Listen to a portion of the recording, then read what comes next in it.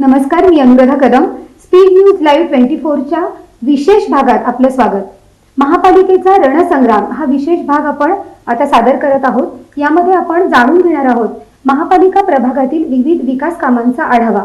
आज आपल्या या भागासाठी संवाद आपण साधणार आहोत महापालिकेचे नगरसेवक, जे स्वीकृत नगरसेवक म्हणून ज्यांच्याकडे जबाबदारी आहे आणि महापालिकेच्या प्रभाग क्रमांक 58 आणि 59 या प्रभागांची जबाबदारी ते सांभाळत आहेत.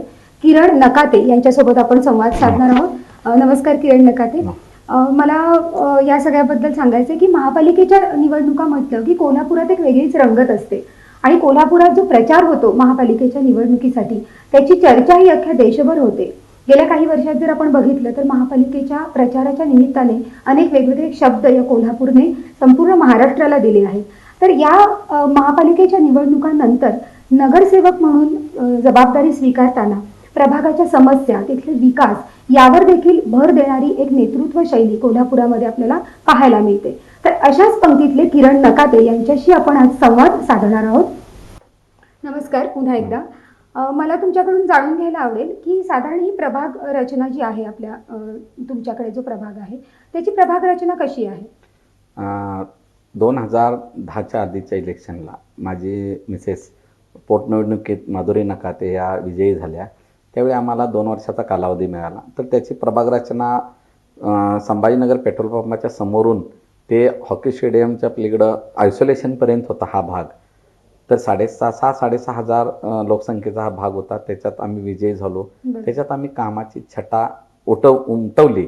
त्यामुळे दोन्हीकडं आमचं असं प्राबल्य राहिलं. नंतरच्या काळात प्रभाग रचना बदलली, आरक्षण बदललं, दोन्ही भाग BC पडले. मला उभारायला पण जागा नव्हती. अशावेळी पक्षानं मोठ्या ईर्षेनं कोल्हापुरात इलेक्शन होणार असं एक सिद्ध झालं. भाजपचं त्यानंतर सरकार आलं त्यामध्ये.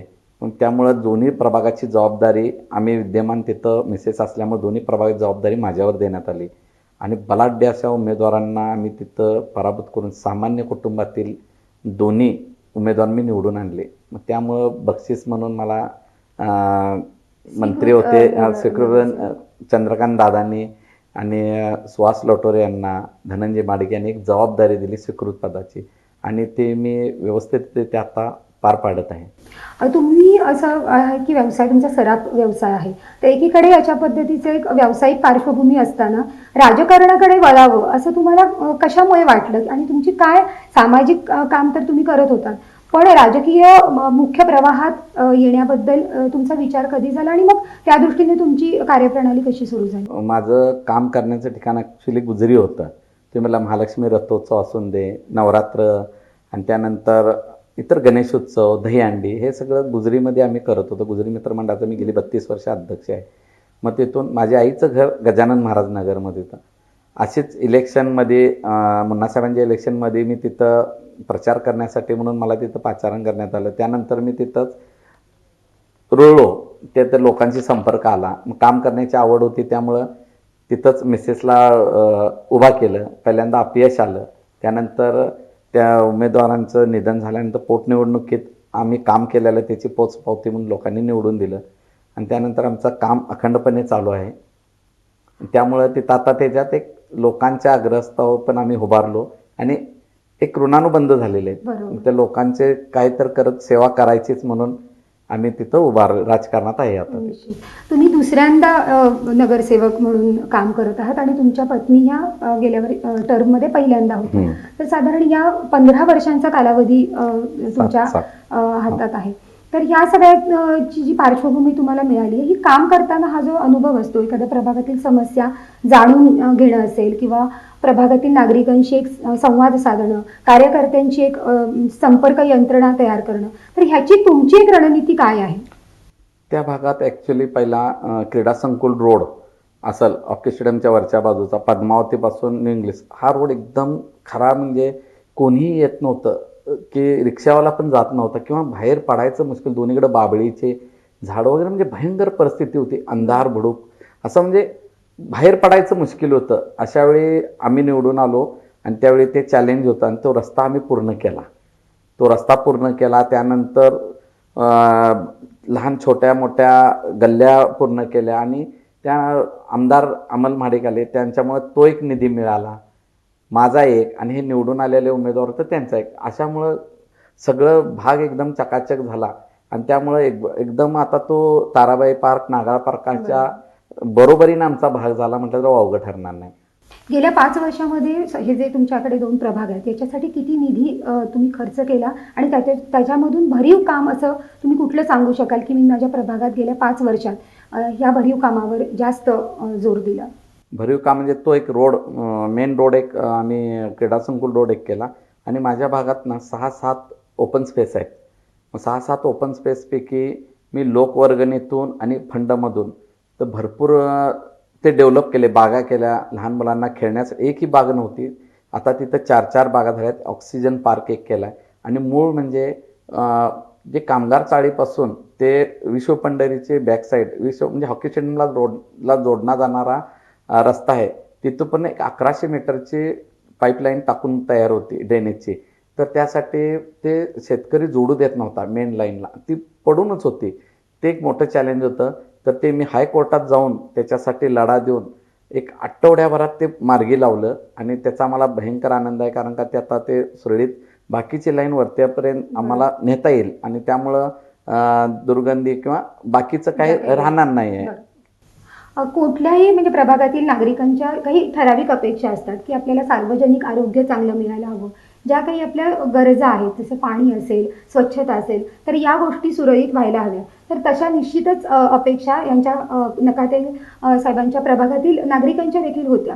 तर त्यावर काय कशा पद्धतीने तुम्ही त्याची एक यंत्रणा तुम्ही मार्गी लावली आहे? लोकांचं काय आहे, गटर, लाईट, पाणी आणि ड्रेनेज व्यवस्था हे सगळं झालेलं आहे. आता बागा पण पूर्ण झालेल्या आहेत. हॉलची मागणी लोकांची होती, तर 58 मध्ये आता एक हॉल बांधलेला आहे आणि त्यासाठी अमल महाडिक साहेबांनी विशेष निधीतून मला 20-22 लाख रुपये दिलेला फंड.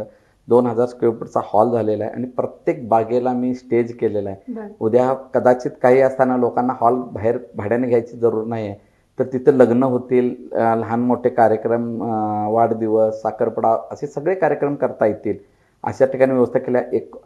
59 मध्ये तर दत्त कॉलनी म्हणून आहे, तर त्यांनी स्वतः 5 लाख रुपये जमा केले आणि बाकीचं आम्ही लोकवर्गणी, माझे नेते त्यांनी देऊन तो एक हॉल पूर्ण केलेला आहे.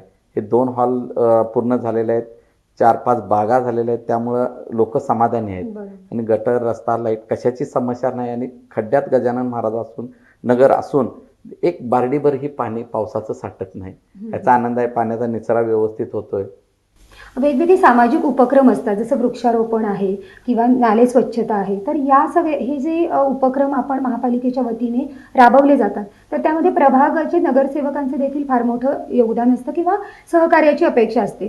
तर या सगळ्या महापालिकेच्या वतीने राबवण्यात आलेल्या उपक्रमांना तुम्ही नगरसेवक म्हणून कशा पद्धतीने त्यामध्ये तुमचा सहभाग दिला? वृक्षारोपणमध्ये म्हणजे कोल्हापुरात आमचा एक पॅटर्न झाला आहे की मी लहान झाड लावून त्याला जाळी मोठी लावून कधी झाड लावलं नाही. डायरेक्ट मी आंब्याहून, शैलेश नर्सरीहून 12 ते 15 फुटाचं झाड, तयार झाड, 4-5 वर्षाचं झाड आणून त्याचं वृक्षारोपण करून त्याला कटडे बांधून, तर ते एक आम्ही 60-70 झाडं लावलेत आणि सगळीच्या सगळी आज मोठे त्याचं रूपांतर मोठ्या वृक्षात झालेलं आहे. तुम्ही आता बघितलं त्या रोडला गेलं तर एवढं छान आहे आणि अखंड प्रभाग रात्री ते त्या ठिकाणी बसायला, बाकड्याला एक आयलंड बांधलेला आहे तिथं. एकदम म्हणजे कुठंतरी वेगळ्या ठिकाणी आल्यासारखंच. एक 7 वर्षात त्याचा चेहरा मोहरा बदलला आणि माझी पण महापालिकेला पण सांगणं होतं की तुम्ही 50-50, 60-60 झाडं नगरसेवकांना देण्यापेक्षा 10 द्या प्रत्येक वर्षी. खरं ती अशी मोठ्या प्रमाणातली द्या, वाढलेली, अखंड हे झालेली, आणि त्यांची निगा पण घेतात, लोकही पाणी घालतात. आणि मी पण महापालिकेतर्फे खास करून 2-3 दिवसातून एकदा टँकर आणून त्यांना पाणी घालून झाडं जगवलेले आहेत ते, आणि आज ते मोठे वृक्षात रूपांतर त्याचं झालेलं आहे. प्रभागामध्ये जसं आपण म्हणतो महापालिकेच्या आरोग्य म्हणजे सेवा असतात, शाळा आहेत, मैदानं असतात, तर ही जी म्हणू की महापालिकेची काही ॲसेट्स आहेत, तर याची देखील एक स्वच्छता, याची एक देखभाल व्यवस्थित असणं गरजेचं असतं. तर मला तुम्हाला विचारायचं आहे की तुमच्या प्रभागामध्ये महापालिकेच्या अशा ज्या काही ॲसेट्स आहेत, जसं की उद्यानं म्हणा, महापालिकेचे दवाखाने, मैदानं, तर याबद्दलच्या देखभालीकडे तुम्ही कशा पद्धतीने तुमचा निधी खर्च केला आहे आणि गेल्या 5 वर्षात या काय म्हणू आपण, या ज्या काही सार्वजनिक सेवा आहेत, तर ह्याची सध्याची स्थिती काय आहे? माझ्या इथं महापालिकेचं एक मोठी 4 मजली बिल्डिंग आहे. अकोमोडेशन खाली बांधलेली बिल्डरनं द्यायची होती. ते 9 वर्ष ताब्यात दिली नव्हती. तर त्याच्यासाठी माझ्या इथल्या लोकांना घेऊन मी आंदोलनापासून ती ताब्यात घेतली. बरोबर. ताब्यात घेतल्यानंतर आता तिथं प्रपोजल आहे की हॉस्पिटल करण्याचं. परवा आता त्याचं टेंडर पण निघालेलं आहे हॉस्पिटलसाठी. लोकांसाठी आरोग्याच्या दृष्टीनं व्यायामशाळा मी ओपन जिम ह्याच्यामध्ये बसवलेलं आहे, बागेमध्ये बसवलं आहे. मेन रोडला फिरायला जाणाऱ्या लोकांसाठी पण जुने NCC ऑफिस आहे तिथं बसवलेलं आहे. आणि आरोग्याच्या बाबतीत बाकीचं काळजी करण्याचं म्हणजे काय सुंदर परिसर आहे.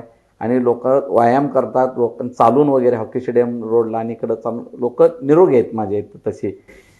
एकूणच महापालिकेच्या ज्या ज्या सेवा आपल्याला भागातील नागरिकांपर्यंत पोहोचवता येतील याच्यासाठी तुम्ही सतर्क असता. हा तुमचा कामाचा भाग जरी म्हटलं तरी त्याला एक तुम्ही यंत्रणा लावून दिलेली असल्यामुळे हे खूप शक्य झालेलं आहे चांगल्या पद्धतीने. नक्कीच हे अतिशय चांगलं आहे. मला आता पुन्हा एकदा तुम्हाला एका वेगळ्या विषयाकडे वळवायचं आहे. आपण असं म्हणतो की संकट कुठलंही आलं तरी एक आपल्याकडे एक बेसिक तयारी असते. पण गेल्या 2 वर्षापासून कोल्हापूरमध्येच नव्हे तर अनेक शहरांमध्ये नैसर्गिक आपत्तींचं प्रमाण वाढलं आहे. गेल्या वर्षी कोल्हापुरामध्ये महापूर आला आणि यंदा गेले 5 ते 6 महिने आपण कोरोनासारख्या महामारीशी लढा देत आहोत, झुंजत आहोत. अर्थातच ही 2 मोठी संकटं जी होती त्याचा सार्वजनिक आरोग्यावर, सार्वजनिक परिस्थितीवर देखील फार मोठा परिणाम झाला. आणि जेव्हा आपण लोकप्रतिनिधी म्हणून काम करत असतो तेव्हा ही एक जबाबदारी येते की अशा आपत्ती काळामध्ये आपण कशा पद्धतीने काम करायचं आणि लोकांना चांगल्या सेवाही द्यायच्या आहेत, त्यांच्यापर्यंत वेगवेगळ्या सुविधाही पोहोचवायच्या आहेत. तर मला पुन्हा एकदा असं विचारायचं आहे की पहिला जो कोल्हापुरातला कोरोना रुग्ण होता तर तो तुमच्या प्रभागामध्ये सापडला. ते 2 बहीण भाऊ होते ज्यांना कोरोनाची लागण झाली होती आणि त्यावेळेला कोरोनाबद्दलची एक वेगळी मानसिकता होती, वेगळी भीती होती. क्वारंटाईन झालो तर पुढे काय, सुविधा नव्हत्या, बेड कसे मिळणार ह्याच्याबद्दल कुठली माहिती नव्हती. ही परिस्थिती तुम्ही कशा पद्धतीने हाताळली? कोल्हापुरात ज्या दिवशी पहिला पेशंट मिळाला रात्री काय ते 7:30-8ला ते डिक्लेअर झालं. तर ते माझ्या गुजरीतला व्यापारीच होता. भक्तिपूजा नगरच्या वरच्या साईडला बंगले आहेत तिथला क्रीडा संकुलजवळ. तर त्यावेळी मला पोलीस प्रशासनाचा महापालिकेचा फोन आला, असं असं तुमच्या इथं घडलेलं आहे. आम्ही त्या दिवशी अक्षरशः मला माहीत आहे की प्रेरणा कट्टे मॅडम असून द्या, तिरुपती काकडे आहेत साहेब, ह्या सर्वांनी आम्ही रात्री 2:30-3 वाजेपर्यंत त्या रोडला होतो.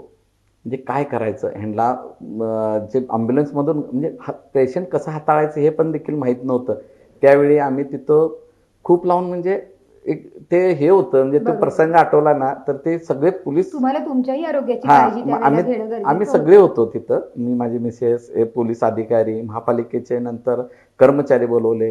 मग ते कुठून कसं बॅरिकेटिंग बांधायचं ते जे केंद्रबिंदू ते घर बांधून 500 मीटरचा आजूबाजूचा सगळा रस्ते सील करायचे होते आणि ते सील झाले.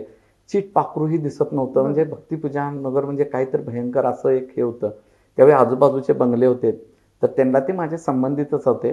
तर त्यांच्यासाठी मी रोज दूध, भाजी वगैरे सगळ्यांचं दारात नेऊन ट्रे, म्हणजे ती मी पद्धतशीर एक यंत्रणा लावलेली. माझे 1-2 कार्यकर्ते, महापालिकेचा एक कर्मचारी असे मिळून आम्ही सकाळी भाजी वगैरे आणायचं, त्यांच्या दारात ट्रे नेऊन ठेवायचा, त्यांना फोन करून सांगायचं तुमच्या दारात ठेवलेलं आहे, मग ते बंगल्यात न्यायचे. असं ते निगेटिव्ह होऊन येईपर्यंत त्याच्यानंतर पण 15-20 दिवस ह्या बंगल्यांना सगळी सेवा द्यायची, सगळं चालू होतं. औषध फवारणी असून दे त्या काळात, तर स्वतः मी तिथं फील्डवर जाऊन उभा राहून ते सगळं केलेलं आहे. आणि बाहेरनं पण असं म्हणायचे काळजी घ्या, हे म्हणजे हा भयंकर असं कोरोना म्हणजे, तर सगळ्यांचे फोन यायचे. म्हणजे जसं जसं त्याच्यात म्हणजे अंतर ठेवून वगैरे सगळं हे करून आम्ही ते काम केलं त्यावेळी. आणि ते चॅलेंजिंग होतं आणि ते आम्ही हे केलं. आणि त्यांनी पण सांगितलं की सगळे आमची खूप मदत झाली. कारण का प्रभागातला कोणी असून दे, त्यानंतर आता तिची भीती कमी होत आली. लोक डायरेक्ट घरातच आता क्वारंटाईन व्हायला लागले. तर तो काळ होता तो भयंकर होता. आणि त्या पहिल्या पेशंटपासून आम्ही काम करत आलोय. आणि त्यानंतर त्या काळात जे माझ्या इथं मजूर लोक करणारे आहेत, गरीब लोक आहेत, मग यांच्या त्याच प्रश्नाकडे येणार होते की असे अनेक जण होते की त्या काळामध्ये अनेकांच्या हातचं काम गेलं आणि त्यांच्यावर पुन्हा उपासमारीची वेळ आली. तर त्यांच्यासाठी तुम्ही जेवणाचे पार्सल पोहोचवले, ती यंत्रणा कशी मार्गी लावली? काय झालं त्यावेळी, माझा एक प्रसाद असतोय स्वामी समर्थांचा मोठ्या प्रमाणात, तो रद्द केला. तो मार्च-एप्रिलमध्ये होता, तो रद्द केला. मग त्या आम्ही एक 4-4.5 किलो धान्य आणलं होतं त्या बदल्यात ते. तर आम्ही एवढं करत्याला बघून माझ्या इथं उच्चप्रभू कॉलन्या देखील आहे. शिवराय कॉलनी, दत्त कॉलनी, सिंचन भवन कॉलनी, गजानन महाराज नगर, दानशूर व्यक्ती आहेत. माझे गुजरी मित्रमंडळातले माझे सहकारी आहेत. मारवाडी समाजाचे, बरं. जैन समाजाचे. बरोबर. ह्या सर्वांनी मला मदत करून मी एवढं करतोय म्हटल्यानंतर त्यांनी पण ते धान्य आणून दिलं. माझ्या कॉलनीतल्या लोकांनी 25,000 जमा केले. स्वतः गाड्या घेऊन जाऊन ते सगळं धान्य आणून पॅकिंगला स्वतः बसले ते माझ्या पार्किंगमध्ये. आणि सर्व ठिकाणी आम्ही जिथं गरज आहे त्या वारे वसाहत असून दे, ओम गणेश कॉलनी असून दे, म्हाडा कॉलनी असून दे, जिथं कमी आपले हे हातावरचे पोट आहेत त्या सर्वांसाठी आम्ही ते 10 किलो तांदूळ, डाळ, नंतरच्या काळात अनेक पॅकेज केलं. मला आमचे भरत ओसवाल यांची देखील मदत झाली. हिम्मत ओसवाल, गुजरीतल्या माझ्या चांगल्या व्यापाऱ्याने भयंकर मदत केली. आणि त्यामुळं आम्ही सर्वांच्या पर्यंत आपत्ती काळामध्ये सुद्धा तुमच्या म्हणजे एक जे काम चांगल्या कोरोनासाठी पद्धतीने सुरू होतं. कोरोनासाठी काय करावं लागतंय ते सॅनिटायझर साबणापासून ते धान्यापर्यंत, मास्क वाटप, आर्सेनिक अल्बम गोळ्या असून द्यात, ते काडसिद्धेश्वर महाराजांचे औषधाची मात्रा असून दे, कुठेही लोकांना 1 रुपया न खर्च करता प्रत्येकाच्या दारात नेऊन आम्ही त्यांच्या आरोग्याची काळजी करण्यासाठी ते कार्यक्रम घेतले. जेणेकरून हे संकट जरी आलं तरी आपण त्याच्यावर मात करून पुढे जायला पाहिजे. हे जे राजकीय आणि तुमचं जे काम आहे ते आता महापालिकेचे नगरसेवक म्हणून अर्थातच सुरू राहणार आहे.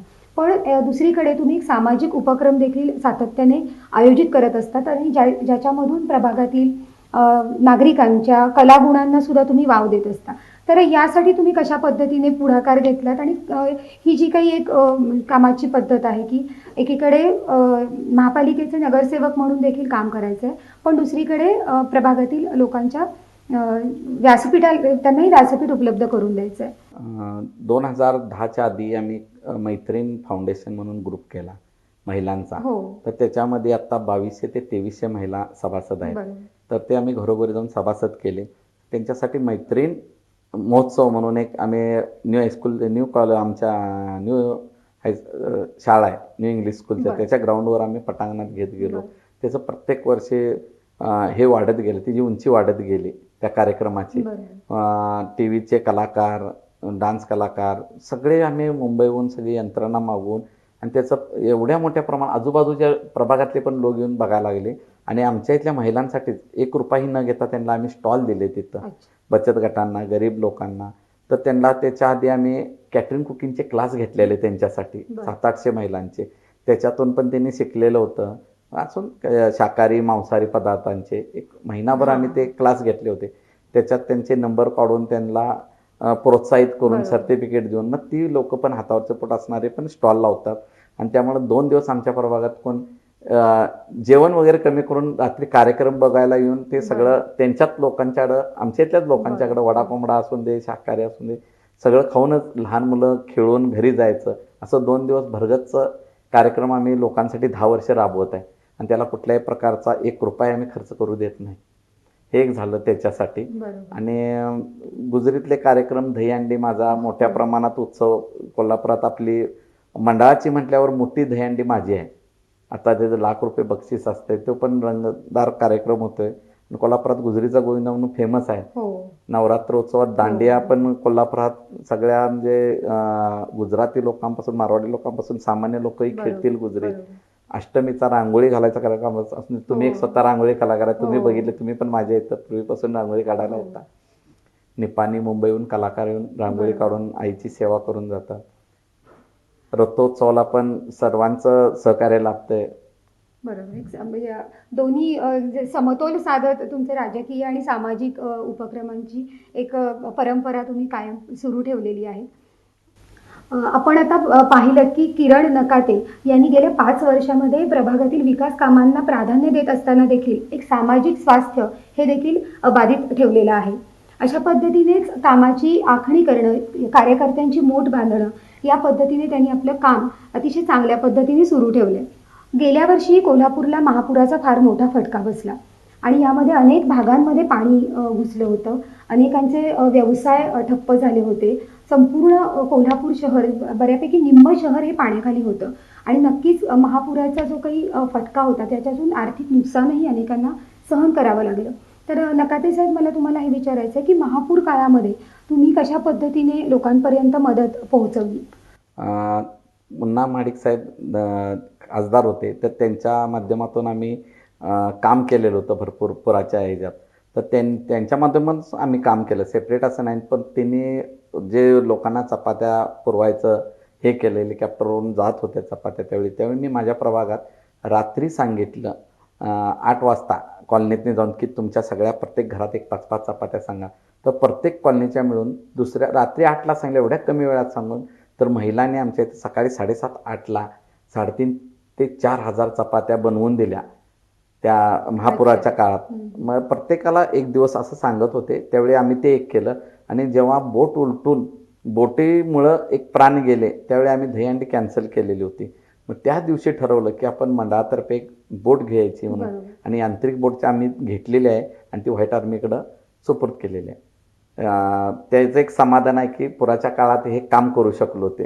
आणि त्यानंतरच आता पुन्हा हे परत कोरोनाची महामारी वगैरे आली ना, तर त्याच्यासाठी पण आम्ही ॲम्ब्युलन्स घ्यायची एक प्रभागासाठी. रात्री अपरात्री कुठल्याही पेशंट असून दे काय असून दे, गाडी नसते, तर प्रभाग उपनगर असल्यामुळं काही बरोबर. योजना मिळाली नाही काहीतरी, तर आपण ती सतर्क ठेवण्यासाठी एक ॲम्ब्युलन्स आम्ही आता डिसेंबर महिन्यात घेतोय. बरं.